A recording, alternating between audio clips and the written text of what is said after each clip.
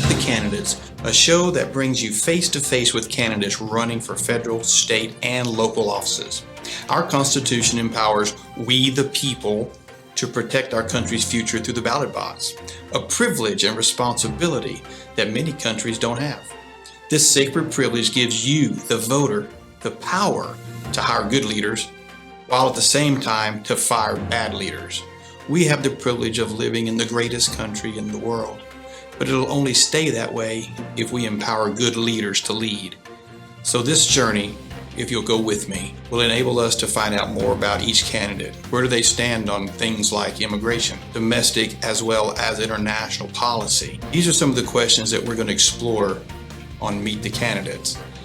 So stay tuned, let's go, get your notepads out, and let's find out who we need to vote for, who is going to protect us and sacrifice for us with the passion that they must have in order to keep America great.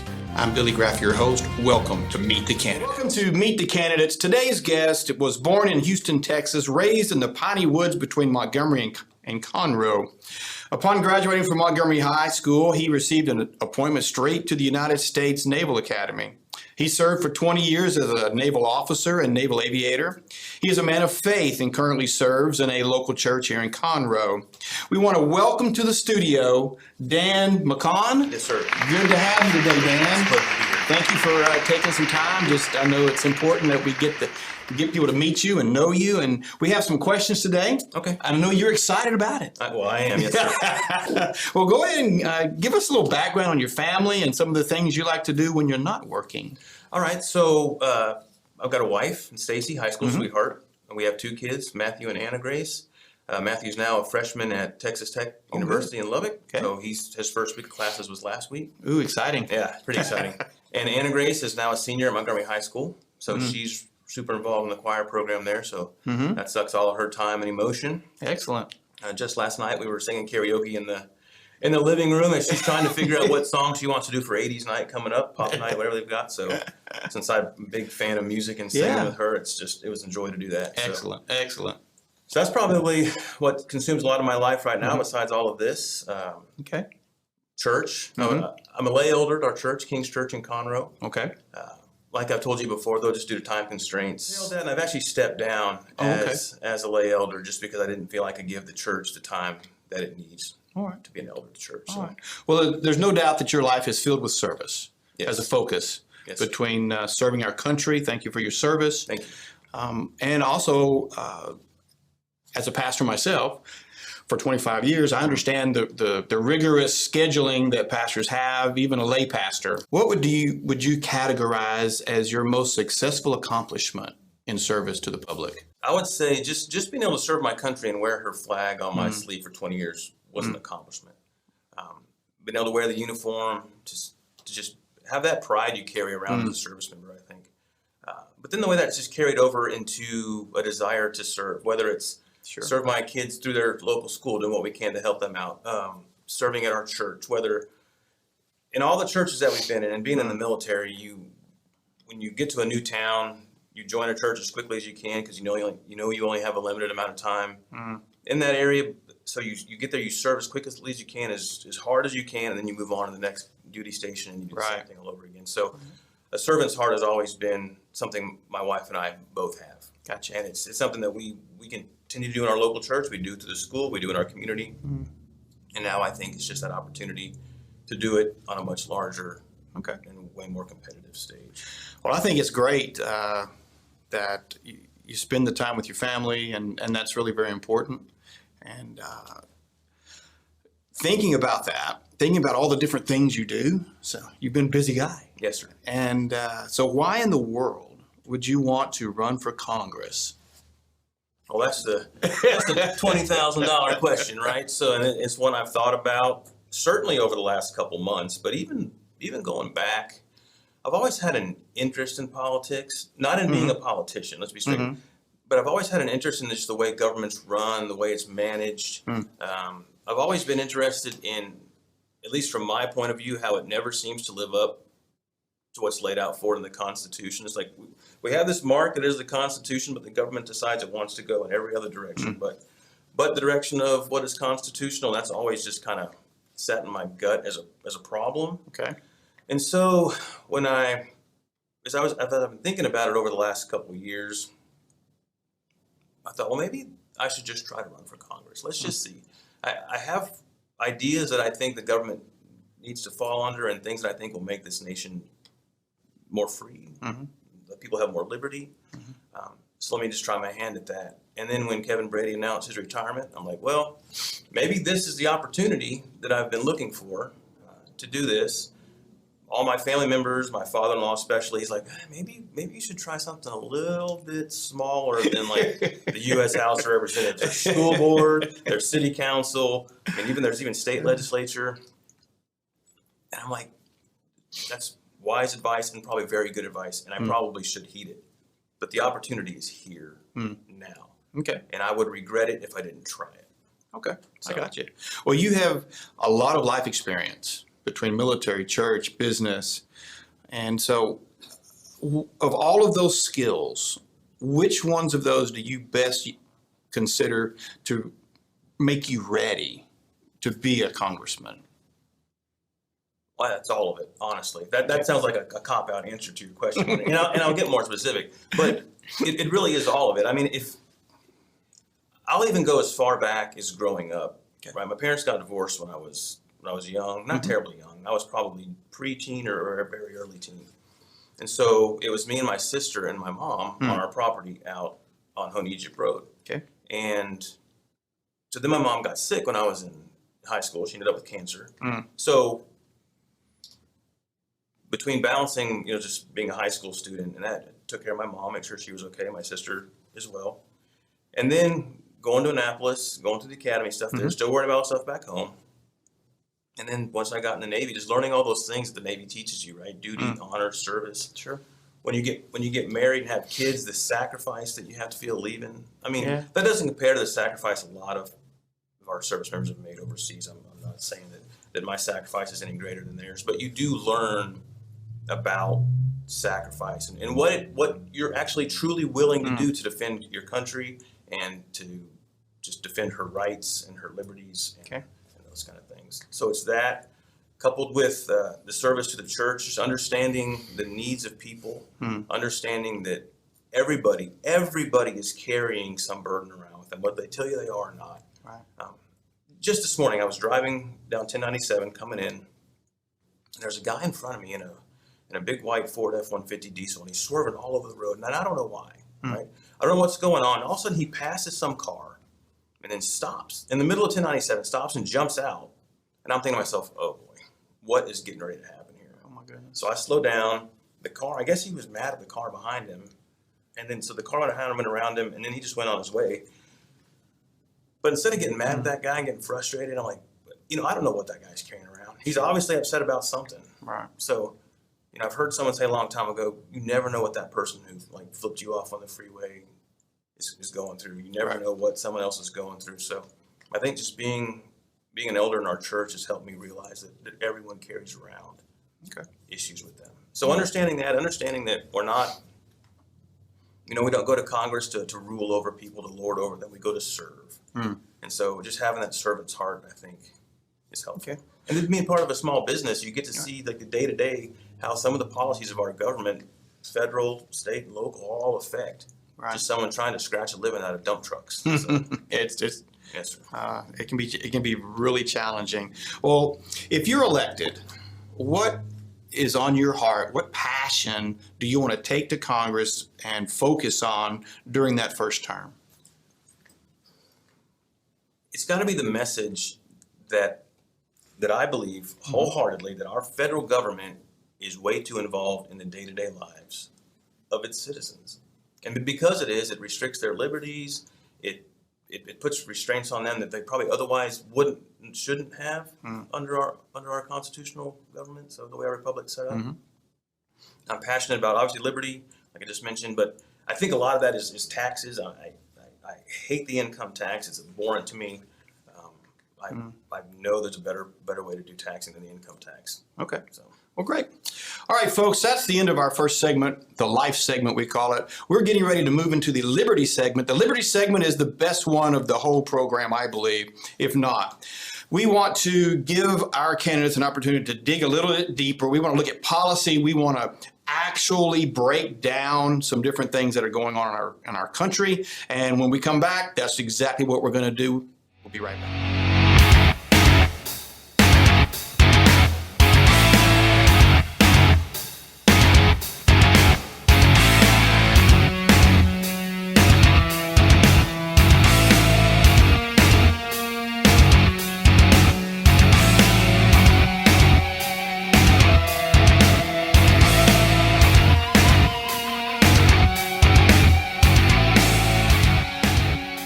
Welcome back. This is the Liberty segment, and this is the segment where we dig down and dirty into policy.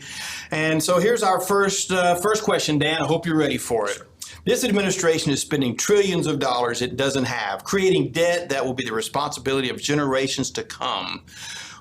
What is your opinion and what are your thoughts on bills that will raise the debt load? Well, if I've made some pledges to the constituency. I've pledged, and you can read them on my website at danmckaughan.com, that I will not vote for anything that raises taxes, and I will not vote for anything that restricts liberty of the citizenry. And I think any government plan that spends more money than we take in, it's irresponsible. If we're just spending money we don't have, that's just irresponsible government. Okay. People deserve better. All right. The 2020 election brought to light the many ways that elections can be tampered with. The Democrats call this effort to protect the sanctity of the ballot box voter suppression. So what are your thoughts on voter integrity? Well, we don't have a free nation if we can't trust our election system. And if people go to the polls and think that their vote's not going to count, then, well, they're just either not going to vote or they're going to lose complete faith in their elected officials. So this idea of voter integrity is crucial to a constitutional republic. I mean, we can't put people in office that we trust are going to do our bidding if we don't trust that they're the people we put there. If that makes any sense, it's a lot of words, but basically I'm trying to say that you need to have faith that the person you cast your vote for is the person that actually received your vote. Well, what do you think might be some key things that would protect the ballot? Well, one of the ones that seems to be most controversial, and I don't understand it at all, is why we don't have voter ID. Right? So if I got to have an ID to get a shot, if I got to have an ID to go to the movie, if I got to have an ID to board an airplane, why should I not have an ID to do something if we hold voting as sacred as we do, why should I not have an ID to do that? Okay. So. All right. Well, let's just jump right in on some things that are happening right now. The border. Yes. The border. So do you support the current position that the Biden administration is taking towards the border?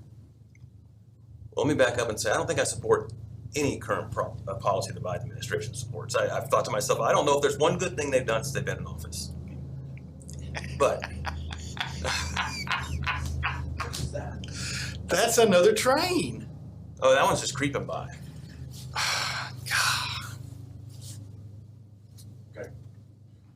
A little bit of editing on this one. Yeah, I'll have to work on that. That's all right. But that will, it's loud enough, it will come through. It's kind of that was weird. It never comes that close usually. That's all right. It must have been pushing back then. Might have been. Very much. All right, here we go. All right, Dan, so let's discuss the border. Do you feel like the things that the Biden administration is doing is something you could support? Well, I'm not a big fan of any of the Biden administration policies. I don't know if I support a single one they've put in place since they've been in office. But specifically for the border, I'm unsure how we can maintain a sovereign nation, a nation of laws, if we have a porous border, south or north. But certainly the southern border, where we don't know who's coming across. We can't really gauge, if these people are or who they say they are. So any policy that just opens that border up, lets these people come in unchecked and unfettered is dangerous. It's dangerous to just the local towns because we don't know who's coming. It's dangerous just to the rule of law. Okay. So whose responsibility is it to generate laws for our country? Well, I mean, legislation all starts in the House and the Senate, right? So they're the ones that come up with the laws, and then they go back and forth to their committee and send the president to sign. And if he likes it, great. If he doesn't, well, should the sitting president follow the laws that the legislature have passed? Well, yeah, that's his job, right? I mean, he's the executive of the nation. So he is to execute the laws that are put in place. He can't just willy-nilly choose which ones he likes and which ones he doesn't like. What if he doesn't? Well, then we got a problem, right? Then we come into the constitutional crisis that we have now, where we get a lot of people complaining about a government run amok, but there's very little they can do about it. You can try to pull, tighten the purse strings, but if you don't have control of either house, then you can't really do that. Okay. So, man, we're stuck with a crisis of constitution. So on this border situation, let's assume, as basically based off what you've just said, the federal government's not doing their part. So what can the state do? So this is dangerous, right? This is dangerous because we do have laws in this country, and we want, and especially as Republicans and conservatives, we want to be the party and the people that obey and uphold the law. Okay. But I don't think I can fault Governor Abbott for sending troops to the border to secure it when the federal government is doing nothing to protect it. So Governor Abbott has a responsibility to his citizens, right, to the people of Texas. So do you feel like he has the authority to do that? I don't think constitutionally he has the authority to do that. However, he might have a moral obligation to do that. Okay. What do you think about the 10th Amendment? Well, I'm a huge fan of the 10th Amendment. I mean, it's that sounds like a very cliche thing to say, oh, I love every amendment of the Constitution, but the powers not granted to the federal government are given to the states, right? Immigration is one of those that is specifically given to the federal government. Right. So that's why I said this is dangerous, because now we're looking at, is it worth violating the law, right? Violating an amendment to the Constitution which specifically says what the federal government's allowed to do and then everything else that the state and the people are allowed to do. Yeah, I think it becomes very dangerous if we start saying that it's okay to break the law to protect the people. Now, that sounds even worse, and that's where I think that Governor Abbott is sitting with kind of a moral conundrum. I don't blame him for doing what he's doing. I think ultimately I really kind of agree that that's probably the best case, because the federal government is taking no responsibility here. Okay. So somebody has to. Okay. If you were a sitting congressman now, what are one or two things you would recommend be done at the border? Well, the easiest, most physical solution is to continue with the wall. I mean, generally speaking, not a fan of walls in general, but I understand why. You need to slow the flow of people. Okay. There also needs to be no incentive for these people to come, or very little incentive. I think that's another problem we have, is that we just give them so much to come here that why wouldn't they risk that trek to come and get healthcare, money, education for their kids, the opportunity for citizenship. If they know they can just get here, the opportunity for citizenship is great. Okay. So we need to remove the incentive. And as hard as this may be for some people to hear, we probably actually need to consider what needs to be done to those companies, those individuals that hire these people. Right? I mean, that maybe goes against what I can't think of the word again. It's eluding me, but the businesses that hire them, the corporations, the councils that sponsor these businesses, I mean, that needs to be something that needs to be addressed, I think. Okay. Because you can't just remove the incentive for the people to come and then they can still come and get paid and get jobs and do all that. All right.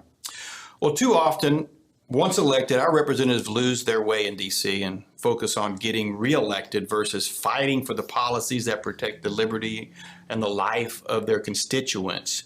What is your opinion, thought on term limits? So I'm going to back up just a little bit. I told you about my father-in-law already, right? He's kind of the little person on my shoulder asking me little questions from time to time, just to check my conscience, check my motives, make sure that I'm doing all this the right way. And he asked me a very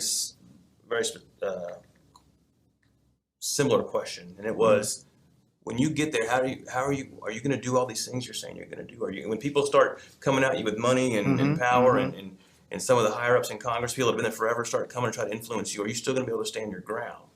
And my question to him, frankly, was yes, but I don't know, because I've never been confronted with that. I think throughout my time in military service, raising my family, being in the church, that I have a strong backbone. And I'm not going to just keel over. But to get to your question about term limits, this is one we've talked about a lot too. Okay. My firm belief is term limits are already built into the Constitution. We elect our representatives every 2 years. Okay. That doesn't mean that it's not ridiculously hard to get an incumbent out of office, because it is. The system actually does seem like it supports them. And they get benefits that someone like me who's just starting to run don't have. And so it is harder to get out an entrenched congressman or congresswoman, but the people have that right and responsibility to do that. That being said, I have no problem with term limits. So that sounds like a wishy-washy answer, but if the constituency wanted term limits, then I would vote for term limits. All right. But I would try to educate them and say, look, we have term limits built in. You just have to know who you're running, I mean, who's representing you, who the other candidates are coming up. Okay. Try Well, to if we replace them are. if we did go into a conversation of term limits, and the House took that up, what would you see it practically looking like? Well, people need to be there long enough to get things done. Right? So just to say like a House representative, 2 years certainly wouldn't be enough. There's no way you can get anything done in 2 years. You're barely going to get, the paint's not going to dry on your walls in 2 years. Okay. So that would look like maybe six years for a congressman, 12 years for a senator. Okay. I mean, obviously the president's tapped at 4. That's enough for me. I don't think don't even need less because they can't get anything done. But Okay. that's kind of how I look at that. All right. Well, let's move off the border for a minute. Can I make one more point about term limits? So this kind of goes back to my hesitancy for term limits, and that is if we limit the amount of time people have in Congress, then that gives some of your more extreme elements opportunity to get their legislation done, their ideas passed, because they have no fear of not being reelected. If they know they've got 6 years to turn the country crazy left, then they're going to do everything in their power in those 6 years to do that. Okay. So I just think we need to be very careful when we consider what the ramifications of having people in there for a limited time might be. Okay. Different topic. Yes, sir. The education system in our country is extremely important. Our future leaders are now being educated in a system that is run by the government in many ways. The question I have is, to what extent should the federal government be involved in the education process of our kindergartner to 12th graders?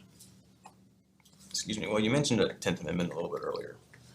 And educating our children is one of those things that I think the federal government has zero responsibility doing. Okay. So the short answer to that was we can just get rid of the Department of Education, and we can start looking at other federal agencies and bureaucracies that are not 10th Amendment compliant and just get rid of them.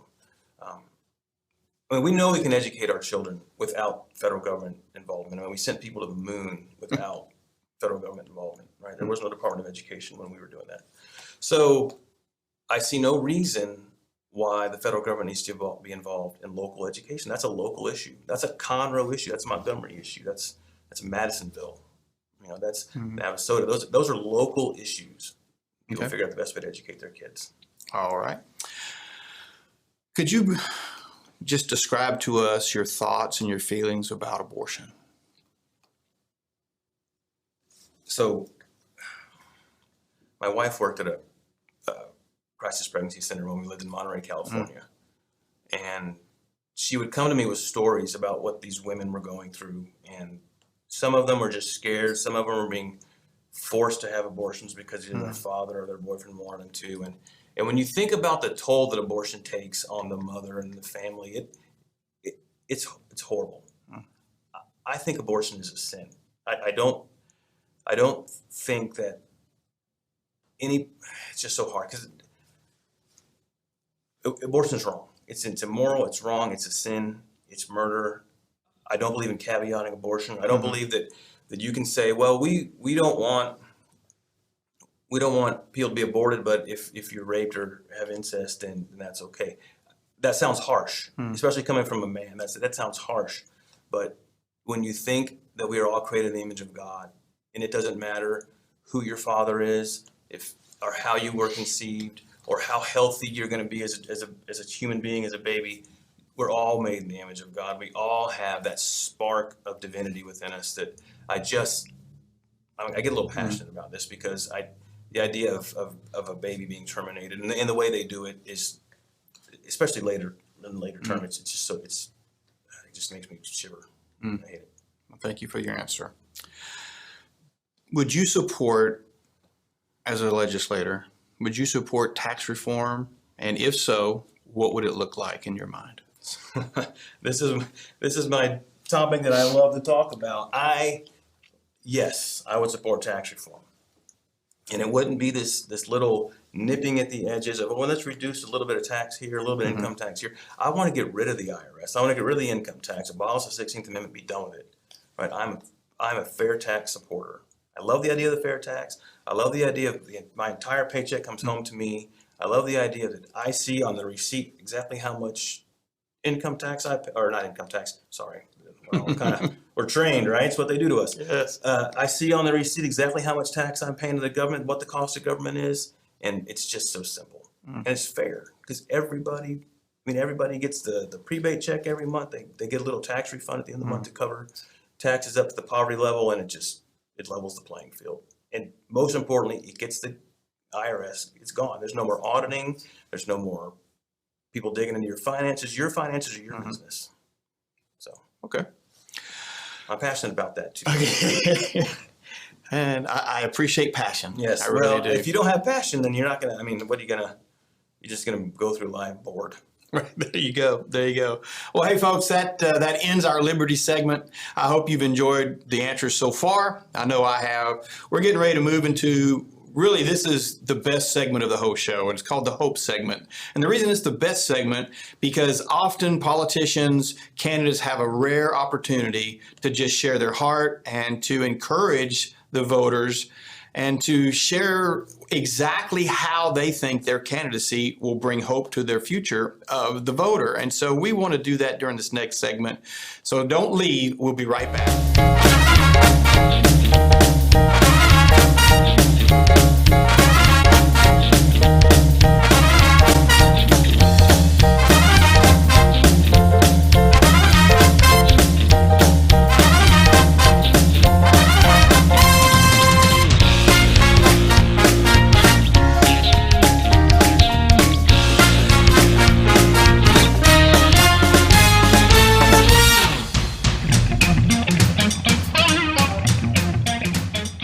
Hope segment, my personal favorite segment of the show. We're going to just examine the heart and the passion of our candidates. So here's the first question, Dan. I hope you're ready. I'm ready. I don't have a choice. Well, how will you bring, when elected, or if elected, I should say. I like the first part. You like the first part. There you go. How would you bring hope to the voters to the point of us having a better future? Well, I think so. Our Declaration of Independence lays out for us that we are endowed with our Creator with certain inalienable rights, right? Life, liberty, the pursuit of happiness. So my whole campaign is centered around the idea of personal liberty and getting the government out of your life through, whether it's through taxes, whether it's through education, whether it's through any of those things that the government is for some reason decided that it has a role in. If we can do everything in my power to remove the government out of your life, let you be free, let you be able to flourish within the bounds of the system of government that is established so you can flourish. That's kind of why we have the system of government that we do, is to enable individuals to flourish. That should give someone hope. Okay. Knowing that the government's out of their lives, I'm free to live my life the way I want to do the things I want to raise my kids the way I want to. That should be hopeful. All right. It is hopeful. All right. Well, give us your top 3 priorities for your first term, if elected. I would start right out with supporting and promoting the fair tax. I think as soon as we can start educating the people on a replacement for the income tax, they would buy off on it. Okay. And I would encourage everybody watching this right now to go to fairtax.org and learn about it, and then ask questions about it. Because I think that is one of the most nuts and bolts, rubber meets the road things we can do to remove the government oversight and power in our lives. It's through taxes and the way they manipulate through taxes. Okay. So that's number 1. All right. Number 2, I would do everything in my power to only support those pieces of legislation that come up that promote liberty. And I would do everything in my power to fight and vote against and educate the population about all those things that the government wants to do that restrict your liberty. Okay. And then thirdly, again, I think it goes back they're all kind of tied together. But this one kind of just goes back to getting with like-minded representatives, state, local officials, and let's take a hard look at every government agency, government bureaucracy, government department that we have and see which ones are necessary. And if they're necessary, can they be done at the state level? If they can be done at the state level, then let's find out ways to defund them and push them back down to the states. Okay. If they are in fact ones that cannot be done at the state level, like the Department of Defense, right, which has not been in existence the whole time our nation's been in existence, and those are things that we look at and say, are there ways to streamline this? Can we streamline the EPA? Can we streamline the Department of Energy, Department of Transportation? Make them more efficient, save the taxpayers money. And all those things I think just will just have a stronger, more united nation. What I like to do at the end of every show, I like to give our candidates up to 2 minutes to just share with you, the voter, their heart, their passion, and maybe discuss some issues that are on their mind that we did not talk about today in our question segment. So what I'd like to do, Dan, is give you 2 minutes with the camera, and feel free to speak straight to the voters and let us know why we should vote for Dan. So, first off, thank you. It is a pleasure and honor to be able to speak to you guys today. As you can tell, and hopefully you've noticed just by listening to this interview, I'm just a normal guy, right? I'm an average guy trying to raise my family, trying to make a better life for my children and my wife, and then hopefully at some point in time, but not too soon, grandkids. So when I start seeing what's going on in the world around us, when I start seeing what's going on in the nation around us, the things that the government's trying to do to restrict liberties and things that I perceive that make our future less hopeful, it kind of gets me angry. And I know we never should do things on emotion, and I try very hard not to make decisions based on emotion. And my decision to run for Congress is not based on emotion. It is based on the fact that our nation is on the wrong course. It's based on the fact that it needs a course correction. And that course correction comes from, I think, you, the people, realizing that you are a free people. You are a people with a government that should support your liberty, increase your liberty, enhance your liberty, do everything it can to promote your liberty.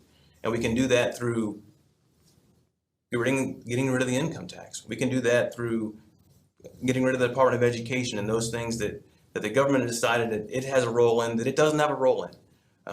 We can do that by telling these career politicians in their ivory towers that we're not going to take it anymore, right? That we're fed up with the status quo. We're fed up with people who just, all they want is the power and prestige that comes with being in Congress. And that's not who I am. I'm not looking for power, prestige, for clout. The title of congressman means nothing to me. It's about making this country better. It's about serving you, being your servant, being your voice, being your advocate, right? I would encourage you, again, look up some of these things. Look up the fair tax. Look up ways that the Department of Education spends your money. Go to danmckaughan.com. And you can see kind of my platform where I've got links to these things, and just educate yourself. Educate yourself. It's my goal for a free nation, and that's why I want you to vote for me, because it is my goal, is my passion to be a free people. Dan, thank you. Yes, sir. Appreciate you being here today. It's my pleasure. Thank you.